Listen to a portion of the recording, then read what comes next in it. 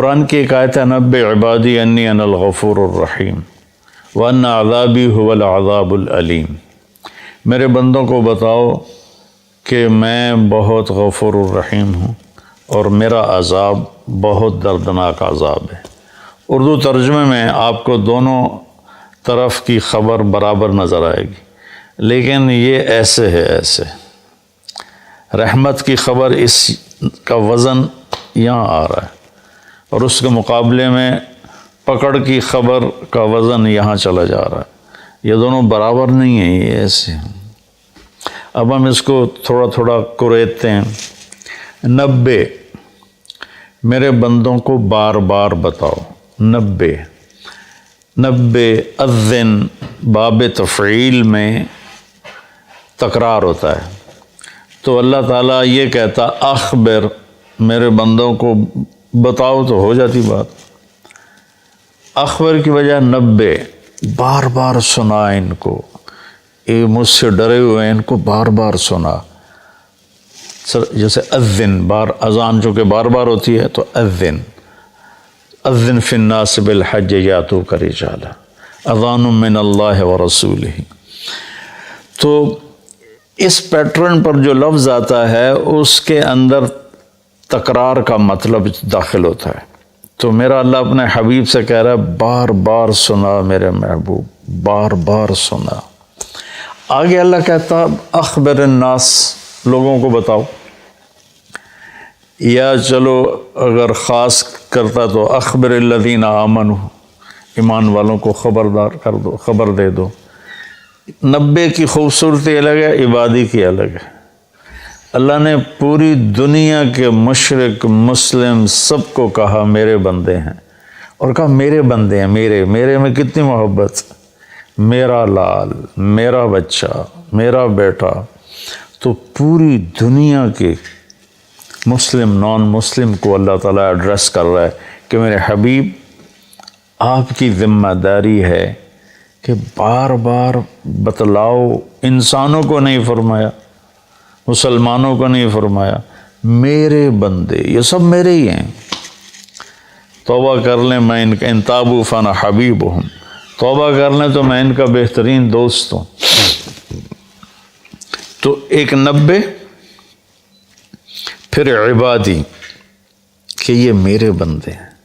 میرے بندے کا کیا مطلب ہے کہ حساب میں نے لینا ہے، تم نے نہیں، تو تم میرے بندوں کو ذلیل نہ کرو، کسی کو حقیر نہ جانو، کوئی اچھا ہے یا برا ہے، کوئی ماننے والا ہے یا نہ ماننے والا ہے، یہاں تک کہ کوئی اللہ کا منکر ہے۔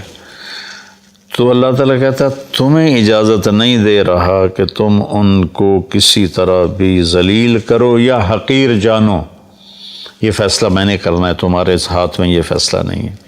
تو عبادی میں کتنی خوبصورت بات اللہ نے کہی کہ میرے بندے، میرے بندے۔ ماں کے لہجے میں کہتے ہیں نا صدقے، میں تو والی نہیں پہ آمدہ، تو میرے بندے، ایک نبے، ایک میرے بندے۔ پھر انی، میں بذات خود، انا یقیناً میں ہی کیا ہوں، غفور ہوں، رحیم ہوں۔ انی، بات بغیر کسی شک کے ہے، انی، انا کی تاکید، پھر یا متکلم، کہ میں بذات خود بہت معاف کرنے والا، بہت رحم کرنے والا ہوں۔ غفور بھی مبالغے کا صیغہ ہے اور رحیم بھی مبالغے کا صیغہ ہے۔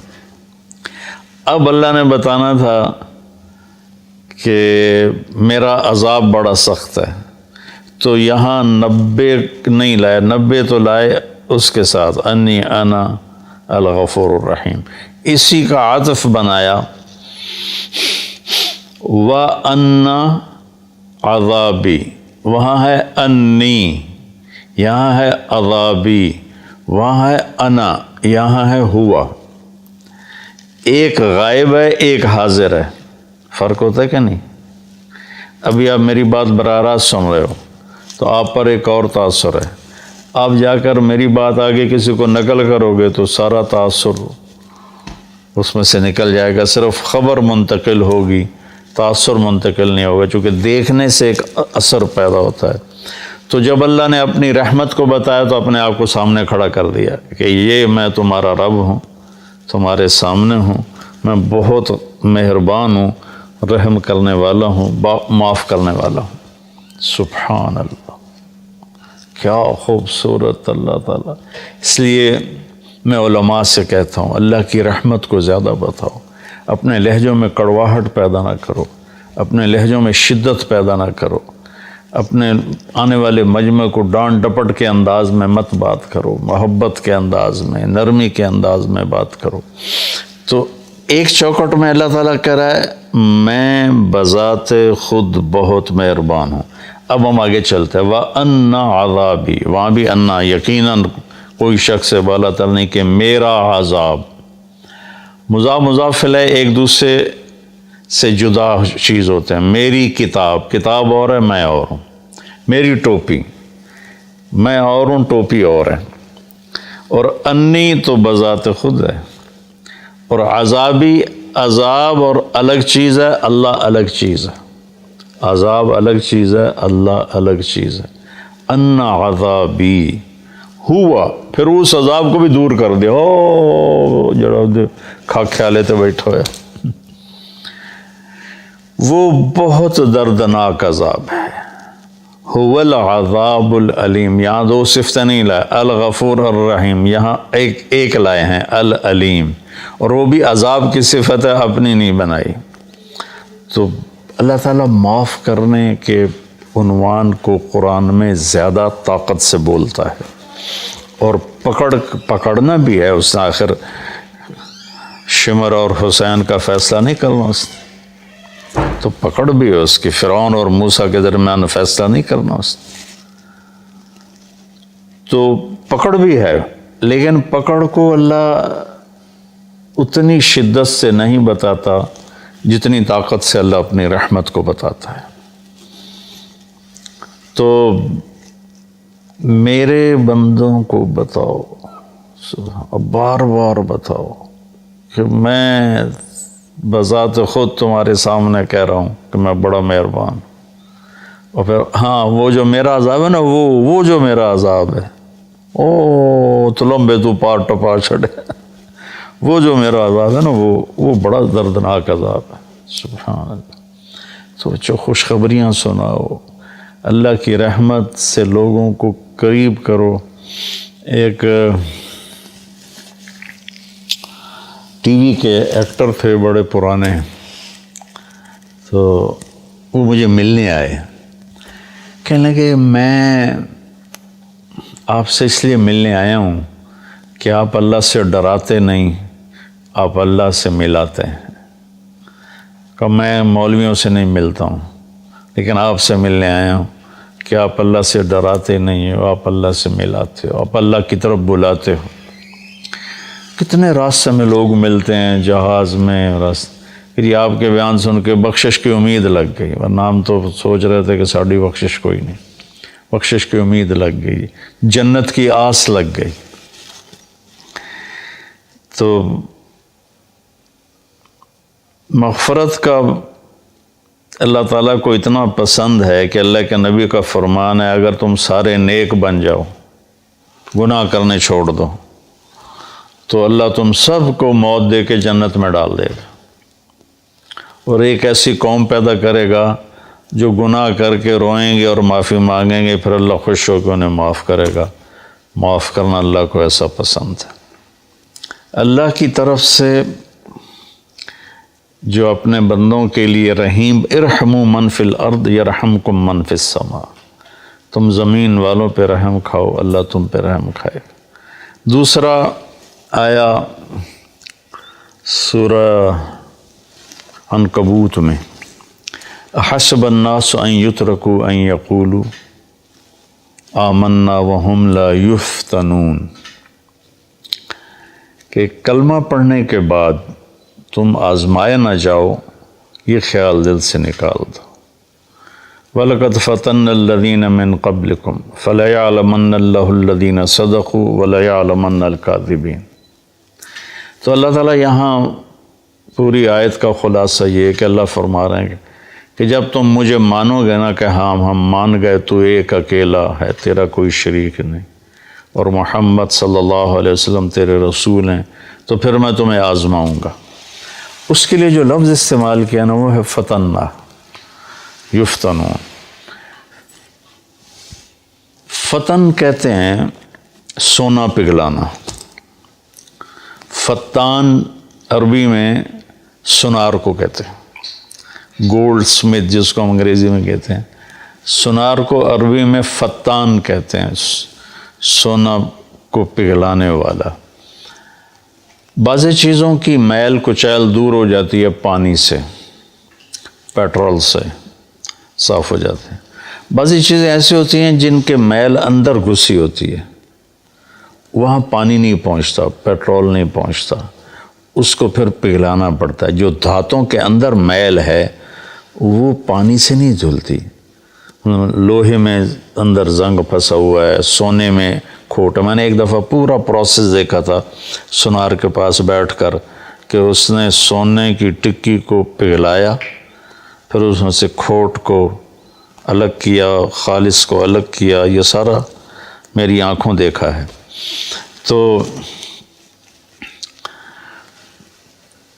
جو دھات ہوتی ہے وہ پانی سے نہیں صاف ہوتی، اس کو آگ میں ڈالنا پڑتا ہے۔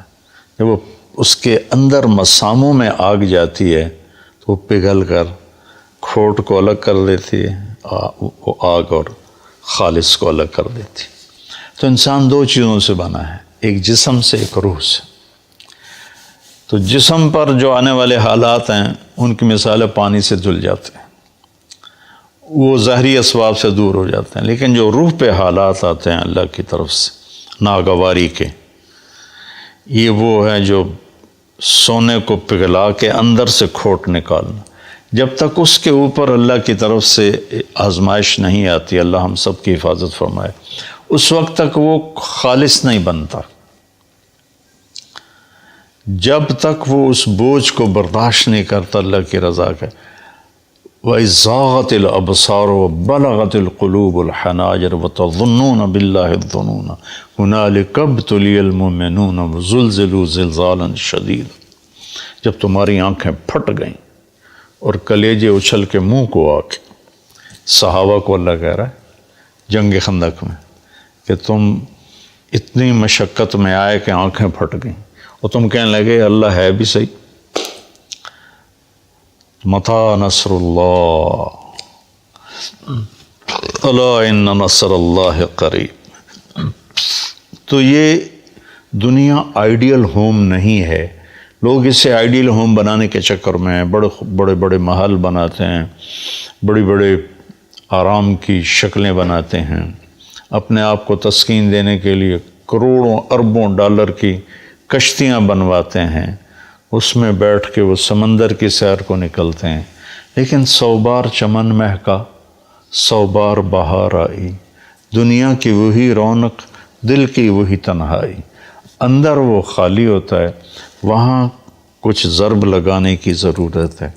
وہ جب آدمی اللہ کی اطاعت میں اپنے آپ کو جما کے چلتا ہے اور اس کے روح پر حالات آتے ہیں تو وہ پھر ایسے نکھر کے صاف ستھرا ہو کے، کیونکہ جنت صاف ستھرے لوگوں کی جگہ، اس لیے جو ایمان والے کبیرہ گناہ کرتے مر گئے ان کو جہنم میں ڈال کے پگھلایا جائے گا، کھوٹ ان کا نکالا جائے گا، کھوٹ نکال کے پھر جب وہ خالص ہو جائیں گے پھر جنت میں ڈال دیا جائے گا۔ غریب کا سال بھر کا روزہ، مل کر افطار کروائیں۔ اس رمضان مولانا طارق جمیل فاؤنڈیشن لا رہی ہے تقسیم رحمت رمضان راشن پروگرام۔ تقریباً 3000 مستحقین کے گھر راشن پہنچانے میں ہمارا ساتھ دیں۔ صرف 4200 روپے میں آپ بھی کسی کی مسکراہٹ کا سبب بن سکتے ہیں، تو جلدی کیجیے۔ مولانا طارق جمیل فاؤنڈیشن، اکاؤنٹ نمبر 127101044100786، میزان بینک، تلمبہ